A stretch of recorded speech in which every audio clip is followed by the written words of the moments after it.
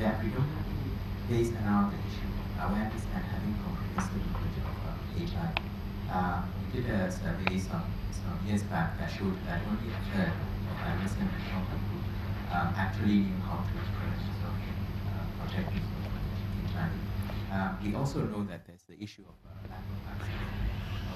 Okay, I think we need to sort out that audio there for Dr. Aliyu, but he was trying to give us a sense of some of the driving factors for HIV amongst the youths, and one that has been mentioned is that carefree attitude of the youths. It's not going to come near me. But we can't afford to be carefree anymore. I remember that I was personally involved in a campaign in 2000. That's all of 18 years ago. Advocating for youth to always not have unprotected sex. That was 18 years ago. So, if we're still talking about awareness now, 18 years on, then something is wrong. And we're told that it's more prevalent in the urban centers than in the rural areas. So this is where they have access to information. So maybe it's not just about information. It's about how the information is dissected or is internalized by that youth. And again, it's not just about, sexual act. It's also about the use of sharp objects and all of that. Yes, so I think it's, yes, awareness, but again, when you get the information, what do you do with it? Now, when you get statements like remember what Jacob Zuma said a few years ago, when apparently he had slept with some woman who had the virus? If information like that is also making the rounds on the internet, then kids are going to wonder. So some even say that AIDS doesn't exist. Well, let Dr. Aliyu tell us more about this.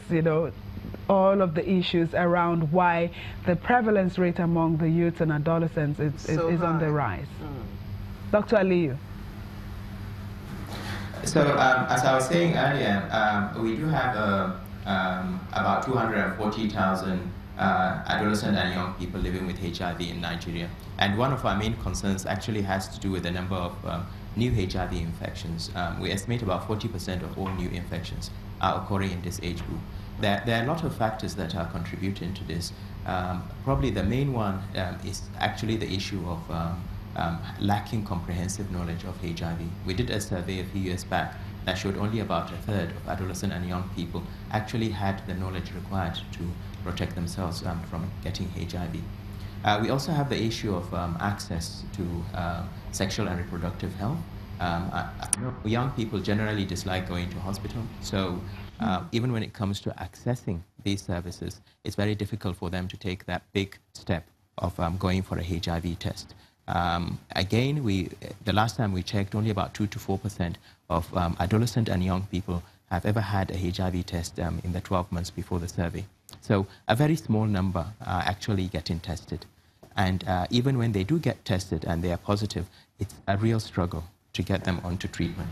Because, young people, as you know, have a lot of things on their mind, and they are busy people.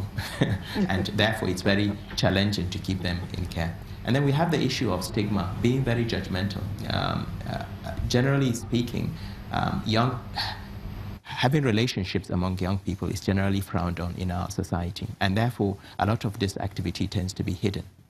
And hence, when it comes to risk, it's very difficult for people to really assess their risks and know what they are up to. Then we have the problem of intergenerational sex, where you have partnerships between young people and much older men, particularly young females and older men. We did another study that showed that a fair number of young women, more than 40%, had relationships with men at least 10 years older than them. And that in itself tends to drive the epidemic.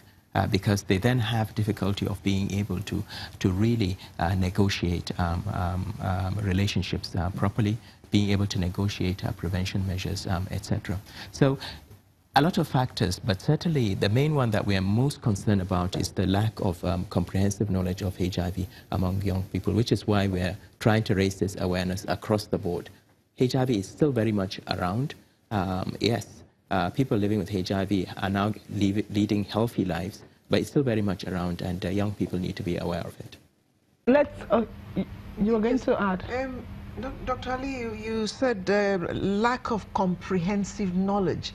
Can you just tell us more about that? How do you mean lack of comprehensive knowledge?